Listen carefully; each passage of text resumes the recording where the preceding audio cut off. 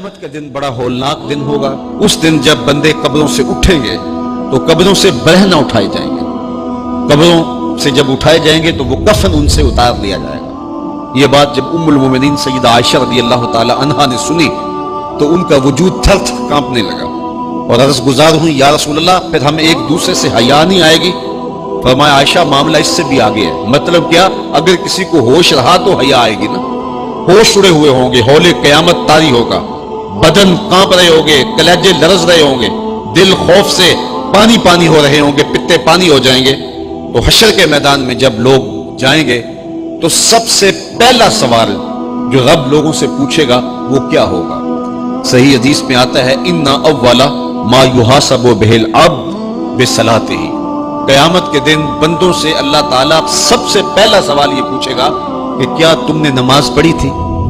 سب سے پہلا سوال یوم حشر میں قیامت کے دن نماز کے بارے میں، اور اللہ تعالیٰ جل شانہ قیامت کے دن لوگوں کو اپنے حضور سجدہ ریز ہونے کا حکم دے گا کہ آج مجھے سجدہ کرو۔ دنیا پر کوئی سجدہ کرتا ہے یا نہیں کرتا؟ قیامت کے دن تو چاہے گا کہ بھی سجدہ ریز ہو جاؤں، بلکہ کافر بھی چاہیں گے کہ ہم بھی سجدہ ریز ہو جائیں۔ جب اللہ کی طرف سے سجدے کا حکم ہوگا تو بتوں کو سجدہ کرنے والے بھی سوچیں گے کہ آج ہم رب کو سجدہ کریں کہ اس کے حکم کی تعمیل ہو جائے، لیکن سجدہ کرنا چاہیں گے تو بے نمازیوں کی کمر اکڑ جائے گی، وہ سجدہ کرنا چاہیں گے بھی لیکن سجدہ نہیں کر سکیں گے، اور پھر رب کے سامنے جو ذلت اٹھانا پڑے گی، جو رسوائی اٹھانا پڑے گی، اس کو لفظوں کا پیراہن نہیں دیا جا سکتا۔ اور پھر جو بے نمازی ہوں گے اللہ کے حضور سجدہ نہیں کر پائیں گے، اللہ تعالیٰ انہیں اس صف میں کھڑا کر دے گا جس صف میں فرعون کھڑا ہوگا، نمرود کھڑا ہوگا، حامان کھڑا ہوگا، قارون کھڑا ہوگا، ابی بن خلف کھڑا ہوگا۔ دشمنان خدا جس صف میں کھڑے ہوں گے بے نمازی کو اس صف میں کھڑا کر دیا جائے گا۔ میری لمبی تقریر نہیں، میں یہ آپ سے پوچھتا ہوں اور اپنے آپ سے پوچھتا ہوں، کیا ہم یہ گوارا کرتے ہیں کہ حشر کے دن ہمیں فرعون کے ساتھ کھڑا کر دیا جائے؟ کیا یہ ہم گوارا کرتے ہیں کہ حشر کے دن ہمیں نمرود کے ساتھ کھڑا کر دیا جائے؟ کیا یہ ہماری طبیعت اس کو برداشت کر سکے گی کہ رسول اللہ کے دشمنوں کے ساتھ ہمیں کھڑا کر دیا جائے؟ اور کیا میری مائیں اور بہنیں اور بیٹیاں یہ گوارا کر سکتی ہیں کہ رسول اللہ کی راہوں میں کانٹے بچھانے والی ام جمیل کے ساتھ انہیں کھڑا کر دیا جائے؟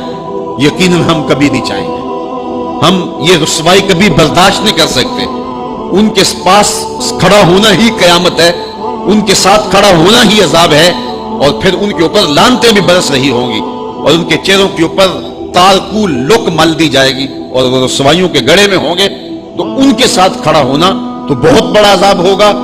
اور اگر کوئی تکلیف بدنی نہ بھی ہو تو ہم یہ گوارا نہیں کرتے کہ خدا کے دشمنوں کے ساتھ کھڑے ہوں۔ ہماری تو آرزو یہ ہے کہ بلال حبشی کے ساتھ کھڑے ہوں، ہماری تو تمنا یہ ہے کہ داتا گنج بخش علی حجویری کے پاس کھڑا ہونا نصیب ہو جائے، ہمیں بابا فرید کے پاس کھڑا ہونا نصیب ہو جائے، امام اعظم ابو حنیفہ کی قربت میں حضرت امام حسین کی قربت میں کھڑا ہونا نصیب ہو جائے۔ ہم تو یہ چاہیں گے کہ اس زمرے میں آئیں۔ کل میں نے عرض کیا تھا 2 ہی برادری رہ جائے گی قیامت کے دن، باقی ساری برادریاں ٹوٹ جائیں گی، ساری عمارتیں ٹوٹ جائیں گی، صرف 2 برادریاں، ایک یہ برادری جس کا سردار ابو جہل ہوگا، ابو لہب ہوگا، اور ایک وہ برادری جس کے سردار محمد عربی ہوں گے۔ اب جو بے نماز ہوگا اس کو کدھر کھڑا کیا جائے گا؟ جدھر ابو جہل ہوگا، جدھر ابو لہب ہوگا، جدھر عتبہ ہوگا، جدھر عتیبہ ہوگا، جدھر ولید بن مغیرہ ہوگا، جدھر فرعون ہوگا، حامان ہوگا، شدید ہوگا، شداد ہوگا، نفدنون ہوگا، قارون ہوگا، دشمنان خدا ہوں گے، بے نمازی کو صف میں کھڑا کر دیا جائے۔ 6 گھنٹے کی تقریر نہیں کرتا، ان 2 لفظوں کو سمجھ لیں۔ کیا ہم گوارا کر سکتے ہیں کہ اس صف میں نہ کھڑے ہوں جس صف کی امامت رسول اللہ کر رہے ہوں، بلکہ اس صف میں کھڑے ہوں جہاں فرعون کھڑا ہو، نمرود کھڑا ہو، حامان اور قارون کھڑا ہو؟ تو یقیناً ہم تو اس تصور سے کانپ جائیں کہ ہم ادھر کھڑے ہوں گے۔ تو پھر آج دعا کی اس محفل کے اندر یہ عزم کر کے اٹھو کہ جان جائے تو جائے، نماز نہ جائے۔ 38 پہلے تھے، 39واں عدد تھا حضرت امیر حمزہ کا۔ تو امیر حمزہ کو معمولی شخص تو نہیں تھے، قریش کا ایک معتبر نام تھا۔ تو جب وہ ایمان لائے تو ذرا حوصلہ اہل ایمان کا بلند ہوا، اور میرے حضور نے بھی اللہ کی بارگاہ میں ہاتھ اٹھا کے دعا مانگی، اے اللہ ایک شعر دے دیا ہے، اب ایک شعر اور عطا کر دے، اب تیری مرضی کہ عمر بن حشام دے دے یا عمر بن خطاب دے دے۔ عمر بن حشام یہ ابو جہل کا نام تھا، اور عمر بن خطاب حضرت عمر رضی اللہ تعالی عنہ کے لیے دعا کی گئی، کہا ان دونوں میں سے جو تجھے پیارا لگتا ہے مالک وہ اسلام کو عطا کر دے، 40 کا عدد پورا ہو جائے۔ اچھا، اب حضرت امیر حمزہ کا ایمان لانا کوئی معمولی واقعہ تھا نہیں۔ قریش سر جوڑ کے بیٹھ گئے، کفار کی صفوں میں کھلبلی مچ گئی، یار یہ اتنا عام شخص بھی چلا گیا، آج کل کوئی اور چلا جائے گا تو پھر تم تو بہت پیچھے رہ جاؤ گے اور مقابلہ نہیں کر پاؤ گے، ابھی وقت ہے تو ابھی کچھ کرو۔ تو 24 سال کی عمر ہے، ہاتھ میں تلوار لیے عمر بن خطاب اس عزم سے گھر سے باہر نکلتا ہے کہ نہ رہے بانس نہ بجے بانسری، میں تو چراغ زندگی بجھا دوں گا اور یہ قصہ ہی پورا کر دیتا ہوں۔ آج حمزہ ایمان لائے، کل کوئی اور ایمان لے آئے گا۔ تو عمر گھر سے نکلے اور دل میں ارادہ یہ تھا کہ بانی اسلام کی زندگی کا چراغ بجھا کے واپس پلٹوں گا۔ جوش ہے، جنوں ہے، جذبہ ہے اور آنکھوں میں خون اترا ہوا ہے، تلوار لہراتے ہوئے مست ہاتھی کی طرح چل رہے ہیں۔ 24 سالہ جوان گھر سے باہر نکلتا ہے، لیکن تقدیر ہنس ہنس کے کچھ اور ہی کہہ رہی ہے۔ سودا لینے کے لیے بازار گئے، ہاتھ اس کے بکے جس کے خریدار گئے۔